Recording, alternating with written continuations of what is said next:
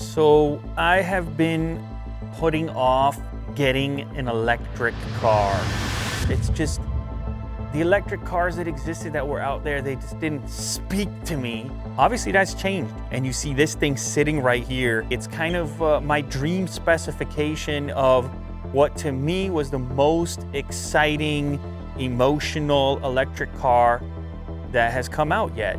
This right here is the Porsche Taycan Turbo S. Why was I attracted to this? Well, obviously it's very fast. There is something about the driving position, the steering feel, the racing heritage. It's a driver's car. This is the Carrera white with basically as many carbon or black accents as I could put on it. The way I modeled this one was as close to possible as the Mission E concept on which this one right here was based. You see all the black along the top where the roof is. This is all glass along top. We have the tints on the window as well to create that two-tone black effect. You can see the black and white on the charge cap. It's very science fiction. Now, you can charge on either side of this car on your typical home outlet. This one on this side has an extra little door for an even faster charge. One of the fastest in the industry if you do happen to find one of Porsche's super advanced chargers. You can see the carbon accents down here on the bottom as well. This rear tailpiece, that is another custom configurable component which allows you to remove the color there and have this kind of clear look to this tail strip, which when you hit the brakes goes completely red. And then there's more carbon in the tail section as well. What I did is I actually color matched this interior ring to the color of the car. That kind of pays tribute to the concept vehicle, which this one is so similar to actually. You have a lot of control over all elements of the car, so it makes it a fun experience. Obviously, you have to wait for them to make it in Germany, but it is a fun experience. You can see the windows are frameless over here, and the interior is in this red color. It's a little special to go with some kind of alternative interior. To me, this is kind of a supercar. I was thinking, well, why not have some fun with the interior and do something different so that you're reminded when you're sitting inside that you're inside of something special. The seats have a tremendous amount of configuration, as you can kind of see with all the little knobs and dials on the side. You can get these 18-way seats, fine-tune the lumbar, plus the amount of bolstering and the headrest, and it's just a lot of configuration for comfort. It's powered. You can open and close it from inside or outside. That gives you an idea for scale. Those seats do push down, so if you need to store or get longer items in there, lay it in there, it's no problem. But it is powered from inside or outside. It's a simple one button push, and then the thing comes down and closes up. Yeah, I just got a car wash, so we got water. That's actually a fairly decent space right there. You got a spot for washer fluid. That's pretty much it. Electric vehicle. That's the way it is. But I think in most cases, you're gonna use the trunk more often than the front, but you've got it there because it's another electric vehicle trick that you have. All right, so like I said, I've driven other Porsches and they found a way to deliver that inside of this vehicle, even though it's an electric vehicle, even though it's got 4 seats and 4 doors on it. It feels like a race car when you get into it. This is all about screens. That's the way it's going now. It's very few knobs and dials and buttons. The steering wheel still has some really useful buttons. Little volume wheel on the left-hand side over here, which is actually really useful because otherwise you're stuck with this haptic screen to control almost everything, which is cool, but some people, myself included, appreciate some dials to be able to interact with.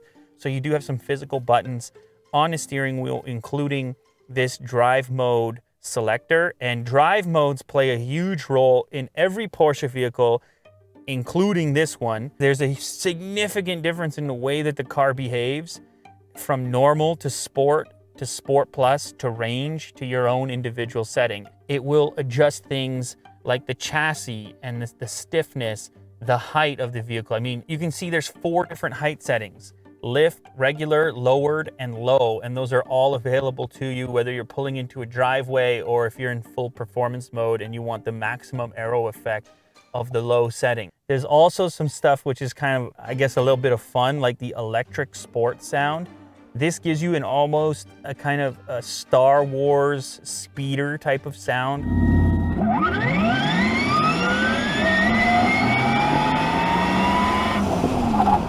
There's also recuperation. Now, this is essentially your regenerative braking. This is, of course, going to increase your range. Some people don't like it though, because it feels like, well, you're braking without braking, right? When you take your foot off the accelerator, then you're feeling this brake effect without having touched the brake. So some people like it, some people don't. It depends what you're looking for. If it's range you're looking for, or if you want it to feel more like a gas car, you might turn that off. And then there's a tremendous amount of assistance: park assist, lane keep assist, lane change assist, intersection assist. There's a tremendous number of sensors on this car, but they're all to indicate things to the driver as opposed to making decisions on its own like an autonomous setup. But those smarts do pay off in certain circumstances where that extra information can help you make a quick decision. You can see a 360 degree around the vehicle. We can select any one of these cameras to catch a better view of and see the car inside of this space. Woo! Woo! Woo-hoo. Now it's real. Now I really own the vehicle because I removed all the plastic. Sweet. Passenger display can display anything, actually. You could have the navigation open. You could be looking at the media, for example, selecting between the various media sources. I think navigation is the coolest input for the passenger because they can set a destination while you're driving. You know, sometimes the nav shuts down when you're driving, says wait till you slow down. Well, your passenger can be helpful and actually stick something into the nav or just DJ. So that's kind of the usefulness of that particular display. Now, as far as the main display is concerned, there's a couple different ways you can interact with it. I can just reach up and touch it like I just did there, but also this is a trackpad. This part of the screen right here, as you can see up on the main one, I can move about without reaching all the way up. So it's kind of crazy that you require secondary input so close to the main input. And it's haptic, so it has some feedback. It has a little vibration. It's actually a pretty thick vibration feeling over there. You can also click this button here, which gives you your current charge level and range. This is by no means the range champion of electric vehicles. It's probably the performance champion as of right now. Range, on the other hand, you can see here 96% charge, 320 kilometers to give you an idea of what to expect. You can also see the LTE connection here. So this thing is connected to the internet as well, independent of your smartphone. So there's a SIM card in there. Oh, the sound system is another option in this vehicle. It's the Burmester sound system. It's an expensive upgrade. Well, it's definitely the best sound system I've heard in any cars that I've owned.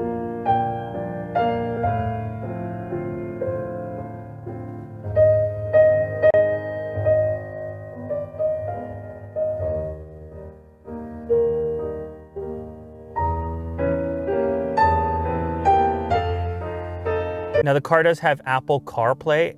Believe it or not, Android Auto not supported yet. I'm not happy about that, but I think they're working on it. You can see the Apple CarPlay over here. It's actually very integrated. Without even connecting your phone, it will pair to your Apple ID and keep your music and your podcasts updated right on the native system. So this display up here, it's got this cool kind of curve to it. These buttons you can actually touch. So if I wanted to adjust the height of the vehicle, I could quickly touch there. If I want to adjust the suspension of the vehicle, I could quickly touch there. This is a custom configurable button that you can have do whatever you want. And the same goes on the other side. It's kind of cool the way they integrated haptic touch buttons into what looks like a giant display. The rest of it is a display. I can navigate to any one of these three circles and then click on it and switch between nav, trip, sport chrono, drive mode, media, or information. So if I selected media, then I would see my music playing there if I chose to. For this one, I actually like to have it on traffic signs the best. And then the center one, let's check out the night view assist. Now this puts night vision in the center. See, it knows that it's a person. For one, with the yellow outline, it has tracked it as a person, but look at the detail. You can see how he's glowing. It's so easy to sense a pedestrian with that feature turned on. even more so maybe than your eyes at night. So as far as compartments are concerned, you have these two cup holders right here. Now that ambient lighting actually is fully configurable, and it shows up in the door sills as well. I mean, there's pretty much any color that you want to have in there, plus the intensity is available to you. It's currently set to poppy red, but you can see you can select blue or lemon green or Atlantis, which is a type of teal. It's probably too much control over the ambient lighting, but that's in there. Little storage compartment here, which is not huge. You could put a couple little items in there. There is a wireless charger for your phone to sit upright. It's Qi compatible, and there's two USB Type-C connectors. Like I said, it's not a massive amount of storage there. Your power switch is over on the left-hand side here, giant power button. Here we go. It's official. I own this car. Oh, there's more. So the power button is there, although you don't ever really have to press it. When you enter the vehicle, it's ready to go, and all you have to do is just stick it into your reverse or whatever drive mode you want to head into immediately. Another thing I like about this vehicle is how much configuration you have over the seating position. I mentioned the 18-way adjustable seat. Also, the steering wheel itself, just a tremendous amount of play in there to get the perfect seating position. I like to have the wheel come far out towards me and kind of sit in this comfort zone right here and have the whole thing tightened all up. One more peel, one more peel. Boom, that's gotta be our last peel. So I tap on this screen and you can see these climate controls come into play again for people who are sitting back here. Little storage bucket in the center as opposed to putting some hump type seat where no one's gonna be comfortable. And then this little cup holder which comes down. What I like here is even though you're in the rear of the seat, you have this really aggressive, sporty looking back. So you still feel like you're taking part in the fast, speedy experience of being in the Taycan Turbo S. And the other thing I can't believe I haven't mentioned yet is this giant sheet of glass, which also seems to be a necessity on electric vehicles.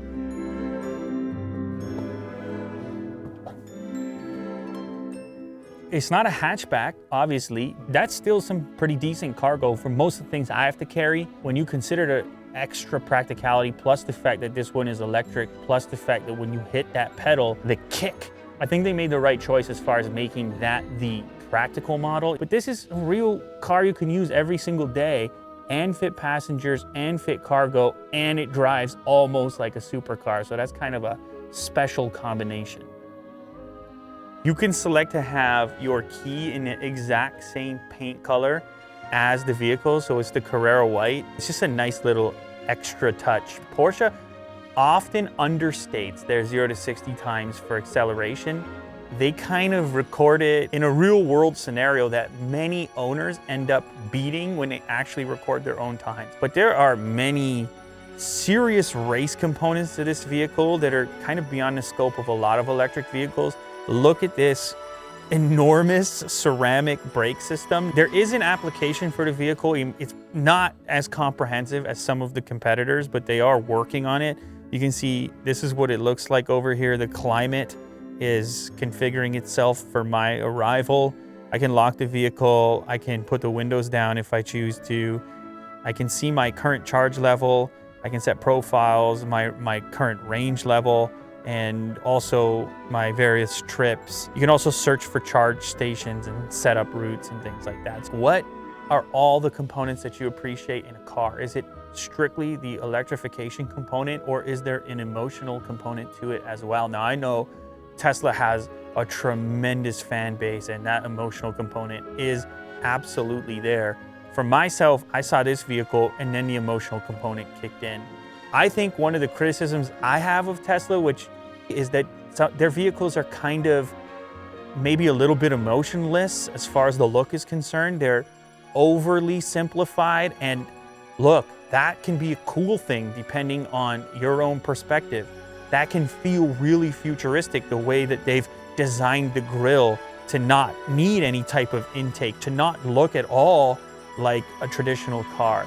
Porsche did it a bit differently. This is kind of a little more traditional. It still feels a little bit more like a car, especially when compared to some of the super futuristic interiors like the Tesla Model 3, for example. But again, that's gonna be to everybody's personal taste and preference. I wanted a car that was emotional from a driving perspective, and I realize it's lacking tremendous amount of functionality on the software side with all of that autonomous stuff. That stuff is hard, and it's a whole different set of sensors, and it's a whole different software team. And Tesla is so far ahead of everyone else in that particular category that Porsche was just like, maybe let's not try yet. Maybe let's just do an electric version of some of the stuff that we're kind of currently doing and see how that goes. When I'm looking at this car, the way it drives and the way that it feels, for the time being, I want to drive it.